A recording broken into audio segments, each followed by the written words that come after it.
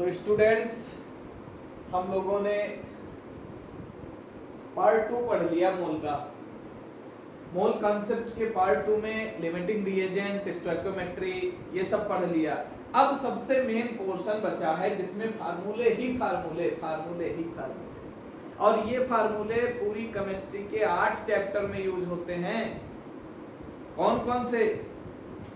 State of matter में use होंगे, thermodynamics में यूज होंगे, इक्विलिब्रियम में यूज होंगे, स्ट्रक्चर ऑफ एटम में यूज होंगे। इस चैप्टर में तो है ही, और 4 चैप्टर 12th के मिलेंगे, वहां भी यूज होंगे। तो इन फार्मूलों पे बहुत ज्यादा फोकस करने की जरूरत है, बहुत ज्यादा फोकस करने की। पार्ट 3 है मोल कॉन्सेप्ट का। पार्ट 3 1 बाय 1 सारे फार्मूले पढ़ेंगे और सब पे एप्लीकेशन करेंगे। 1 बाय 1 सारे फार्मूले पढ़ते हुए सब के एप्लीकेशन करेंगे, सब पे कोई ना कोई क्वेश्चन करेंगे। ऐसे ऐसे रिलेशंस आज आपको मिलेंगे जो बुक पलटते रह जाओगे, लेकिन ये फार्मूले आपको कहीं नहीं मिलेंगे। कुछ तो मिलेंगे लेकिन कुछ कहीं नहीं मिलेंगे। पहले फार्मूले पे आते हैं। कंसंट्रेशन यूनिट, यानी कि कैसे हम कंसंट्रेशन निकालेंगे, उसकी पहली यूनिट हमारे पास लिखी है मोल फ्रैक्शन। क्यों मोल फ्रैक्शन हम लेकर आए? क्योंकि हमने सब मोल पढ़ा था, अब मोल से मोल फ्रैक्शन। तो आपको इतनी बात पता होगी, किसी भी चीज का जब फ्रैक्शन निकाला जाता है तो फ्रैक्शन का मतलब क्या होता है? एक की वैल्यू अपॉन टोटल वैल्यू। जैसे हमारे पास 4 डिजिट हैं, हमारे पास x है, y है, z है, ये 3 वैल्यूज कोई है, ठीक है। अगर किसी एक की वैल्यू निकालनी हो सबके रेस्पेक्ट में, अगर कहा जाए फ्रैक्शन ऑफ y कितना है, फ्रैक्शन ऑफ y कितना है, तो क्या कहोगे? y की value upon x plus y plus z, तीनों की वैल्यू, यही है फ्रैक्शन। तो मोल फ्रैक्शन का मतलब क्या हो जाएगा? मोल्स सॉल्यूट के होंगे, सॉल्वेंट के होंगे, सॉल्यूट के होंगे, सॉल्वेंट के होंगे। सॉल्यूट एक से ज्यादा भी हो सकता है, तो किसी एक का मोल अपॉन टोटल मोल, यही है हमारा मोल फ्रैक्शन। किसी एक का मोल अपॉन टोटल मोल। जैसे अगर लैंग्वेज में इसका फार्मूला लिखा जाए तो mole fraction is equal two moles of one component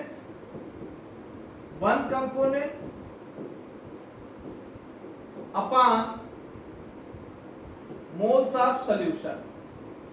moles of solution एक कंपोनेंट के सॉल्यूशन के रिस्पेक्ट में निकालना होता है। तो अब हम सॉल्यूट के लिए एक टर्म 2 या b यूज करेंगे और सॉल्वेंट के लिए यूज करेंगे हमेशा 1। ये फार्मूले को ध्यान रखना। तो अगर x2 निकालना है, that is moles of solute N2 upon N1 plus N2। ये फार्मूला आपको यूज करना है। ध्यान एक बात का रखना है कि जो x1 प्लस x2 होगा ये ऑलवेज 1 होगा। ये कई सारे भी हो सकते हैं, x1, x2, x3, यानी जितने सॉल्यूट होंगे उन सबको सम करेंगे और सबका सम 1 के इक्वल ही आएगा। ये बात आप प्रॉपर ध्यान रखिएगा। इसी पे बेस्ड हम क्वेश्चन करने जा रहे हैं, इसी पे बेस्ड क्वेश्चन करने जा रहे हैं। क्वेश्चन को ध्यान से पढ़ लीजिए। क्वेश्चन क्या कह रहा है? क्वेश्चन में कहा गया है calculate the mole fraction of each component solution obtained by mixing 1.8 gram glucose in 1.8 gram of water. हमको सबसे पहले क्वेश्चन का जब आंसर निकालना है तो गिवन चीजें निकालो, गिवन वैल्यूज निकालो। क्या क्या गिवन है आपको? मास ऑफ ग्लूकोज कितना गिवन है? मास ऑफ ग्लूकोज 1.8 ग्राम, और मास ऑफ वाटर कितना गिवन है? मास ऑफ वाटर कितना गिवन है? ये भी 1.8 ग्राम गिवन है, दोनों ही 1.8 है। हमको निकालना क्या है? दोनों के मोल फ्रैक्शन। अब ग्लूकोज यहाँ पे सॉल्यूट है और वाटर सॉल्वेंट है, ये हमें पता कैसे चलेगा? मोल निकालने के बाद। अगर हमको निकालना है mole of glucose, mole of glucose, तो मोल का फार्मूला क्या आया? मास अपान मोलर मास, मास अपान मोलर मास। मास दिया है 1.8। अच्छा, ग्लूकोज का फार्मूला क्या होता है? C6H12O6। इसका मतलब 12 6 जा 72 प्लस 12 प्लस 16 6 जा 96। इसका सम करोगे तो 180 आएगा। तो 180 अपान में आ गया, डेसिमल हटा 0, यानी 1/100। मोल कितने निकले? 0.01 मोल, 0.01 मोल। ठीक है। दूसरी तरफ हमारे पास क्या है? वाटर। तो मोल ऑफ वाटर क्या हो जाएगा? मोल ऑफ वाटर क्या निकलेगा? फिर से यही फार्मूला लगेगा। मास कितना है? 1.8 और वाटर का मोलर मास 18। ये हो जाएगा 1/10, दैट मीन्स 0.1। एक के मोल निकल के आए 0.01 और इसके आए 0.1। किसके मोल ज्यादा है? वाटर के। इसका मतलब ये सॉल्वेंट है, N1 हो गया, और ये क्या है? सॉल्यूट, N2 हो गया। तब हम N1 N2 डिसाइड करेंगे। ठीक है। अब N1 N2 जब पता चल गया तो x2 इज इक्वल टू क्या लिखेंगे? N2 अपान N1 प्लस N2। N2 की वैल्यू क्या है? 0.01। N1 की वैल्यू 0.1 प्लस 0.01। तो ये हो गया 0.01 अपान 0.11, दैट इज 1/11। ठीक है। इसी तरह से x1 क्या निकलेगा? N1 अपान N1 plus N2। Same formula, बस ऊपर आपको डिजिट चेंज करनी है। ठीक है। तो इसके बाद आप वैल्यू क्या लिखेंगे? 0.1 अपान 0.1 प्लस 0.01, यानी कि ये हो जाएगा 0.1 अपान क्या लिखेंगे? 0.11, दैट मीन्स 10/11। अब देखो 1/11 और 10/11 दोनों का सम कर दिया जाए। यहाँ पे नीचे आपका सम करके दिखा रहे हैं। x1 प्लस x2 हमने आपको 1 बताया था। एक वैल्यू आई है 1/11, दूसरी आई है 10/11। दोनों का सम करोगे 11/11, दैट इज 1। इस तरह से ईच कंपोनेंट का मोल फ्रैक्शन निकालने को हमें दिया जा सकता है। अगली कंसंट्रेशन यूनिट पढ़नी है हमको। अगली कंसंट्रेशन यूनिट में हम पढ़ेंगे नॉर्मेलिटी। क्या पढ़ेंगे? नॉर्मेलिटी। इसको कैपिटल N से डिनोट करते हैं। It is represented by capital N। ध्यान से पढ़िएगा इसको, कंसंट्रेशन की एक बहुत इंपॉर्टेंट यूनिट है। नॉर्मेलिटी को कहा जाता है कि किसी सॉल्यूशन के 1 लीटर में सॉल्यूट का कितना इक्विवेलेंट प्रेजेंट है। Gram equivalent of solute present in 1 litre of solution, that is called normality. मतलब फार्मूला क्या बनेगा? Gram equivalent of solute, gram equivalent of solute present in 1 litre, यानी हम यहाँ पे लिखेंगे क्या? वॉल्यूम इन लीटर, और किसका? सॉल्यूशन का। तो ये फार्मूला बनेगा N is equal to small e2 upon V, और V लीटर में। ठीक है। ये E2 जो है ये है ग्राम इक्विवेलेंट ऑफ सॉल्यूट। और ग्राम इक्विवेलेंट ऑफ सॉल्यूट क्या होता है? ग्राम इक्विवेलेंट जो होता है that is equal to mass upon equivalent mass, that is equivalent mass. Equivalent mass हम अगले स्लाइड में इसी के तुरंत बाद बताएंगे अभी। ठीक है। मास अपान इक्विवेलेंट मास, मास को हम W लिखते हैं और इक्विवेलेंट मास को कैपिटल E। अच्छा, E2 यानी सॉल्यूट का है तो इस टर्म में भी 2 लगा देंगे। ये हो जाएगा W2 upon E2 into volume in litre. ये फाइनल फार्मूला बन गया। फिलहाल आप इतना समझ लें, इक्विवेलेंट वेट आपने जो 10th में पढ़ा था वो पढ़ा था equivalent mass is equal to molar mass या एटॉमिक मास अपान वैलेंसी। हम उसको एक नया नाम इक्विवेलेंट फैक्टर दे रहे हैं, ठीक है। ये अभी अगले स्लाइड पे आ रहा है, वहां समझाएंगे। तो ये फाइनल फार्मूला आपका नॉर्मलिटी का हो गया, जिस पे आपको क्वेश्चन मिलेंगे और लगाना है। देखते हैं क्या क्वेश्चन मिलेगा। और उस क्वेश्चन से पहले मैंने कहा था ना, अगली स्लाइड में इक्विवेलेंट मास हमको पढ़ना है। इक्विवेलेंट मास बहुत पूछा जाता है, क्वेश्चन में आएगा तो कैसे लगाएंगे। इन सब के साथ आपको भी बहुत सारी कंफ्यूजन्स होती हैं टॉपिक में, बहुत सारी प्रॉब्लम्स आती हैं।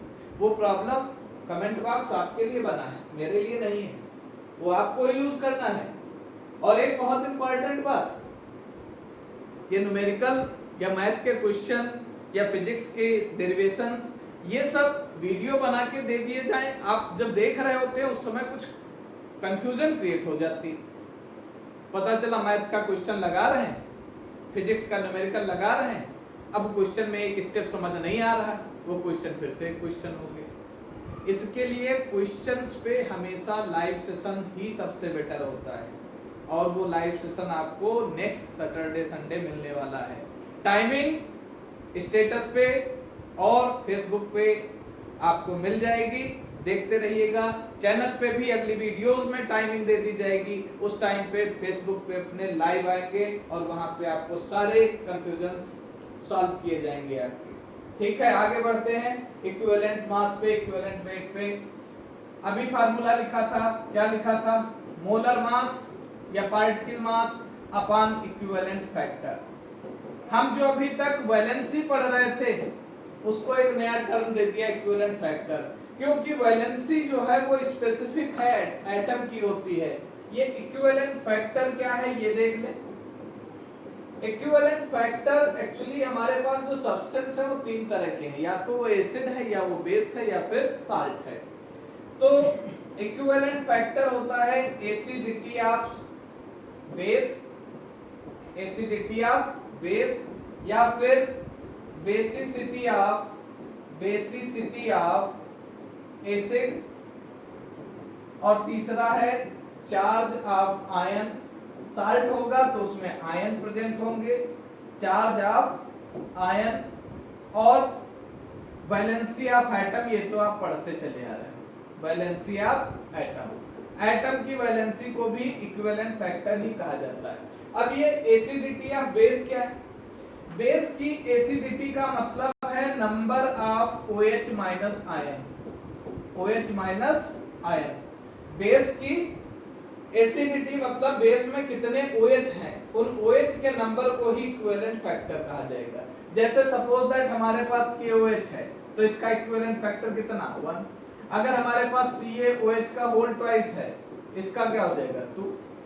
इसी तरह एसिड में क्या होगा? Number of H plus ion, और H प्लस कौन से? Replaceable, replaceable H plus ion, क्योंकि हमेशा सारे H प्लस रिप्लेसेबल नहीं होते। जो हाइड्रोजन सेंट्रल एटम से डायरेक्ट बाउंड हो जाएगा वो हाइड्रोजन कभी भी रिप्लेसेबल नहीं होगा, ये याद कर लीजिए। सिर्फ वही हाइड्रोजन रिप्लेसेबल होंगे जो साइड एटम से अटैच्ड हैं। जैसे इधर एक डायग्राम देखना, छोटा सा बना रहे हैं। ये आपका H3PO4 स्ट्रक्चर बना हुआ है, H3PO4। इसमें आप देखिए तीनों H कैसे हैं? O से जुड़े, P से नहीं जुड़े, ये तीनों रिप्लेसेबल हैं। लेकिन इसी का दूसरा डायग्राम अगर बना दे, कौन सा नाम बताएंगे इसका? H3PO3, इसमें एक H डायरेक्टली अटैच है, ये रिप्लेस नहीं होगा, तब इसकी इक्विवेलेंट फैक्टर 2 कहलाएगी। जो H डायरेक्ट सेंट्रल एटम से जुड़ा है वो रिप्लेस नहीं होगा, यानी वो H प्लस में वो इक्विवेलेंट फैक्टर में काउंट नहीं होगा। चार्ज ऑफ आयन की अगर बात करें तो कोई भी साल्ट अगर है, सपोज दैट NaCl ही ले लो, तो इसको तोड़ो Na प्लस और Cl माइनस, तो किसी एक का चार्ज ले लो, हमें सिर्फ मॉड वैल्यू लेनी है, सिर्फ वैल्यू लेनी है, साइन नहीं लेना, वही इसका इक्विवेलेंट फैक्टर होगा। क्लियर? तो अगला क्वेश्चन करते हैं, ध्यान से देख लीजिए। अगला क्वेश्चन इसी नॉर्मलिटी पे बेस्ड, ध्यान से पढ़िएगा क्वेश्चन।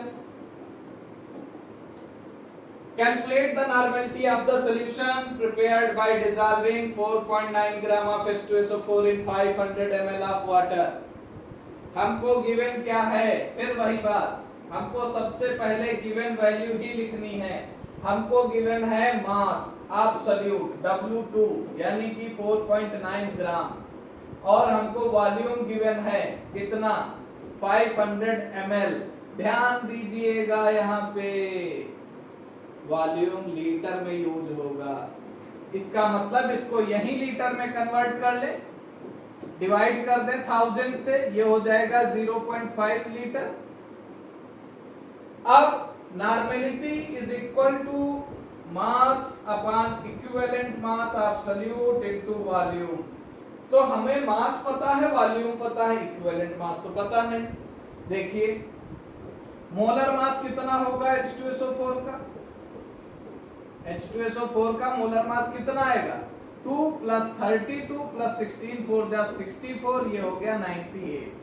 और इक्विवेलेंट मास आपने अभी फार्मूला क्या लिखा था, molar mass upon equivalent factor, molar mass divided by equivalent factor. Equivalent factor कितना है, कितने H हैं, 2 हो गया, 98/2 दैट इज 49। यही वैल्यू यहाँ पुट अप करेंगे, 4.9 अपॉन 49 इंटू 0.5, डेसिमल हट गया, 49 कैंसिल, 1/5, आंसर कितना आ गया 0.2 नॉर्मल। ये नॉर्मलिटी निकल के आ गई। इस तरह से नॉर्मलिटी का क्वेश्चन आपको मिलेगा जो आपको सॉल्व करना रहेगा। नेक्स्ट यूनिट हमारी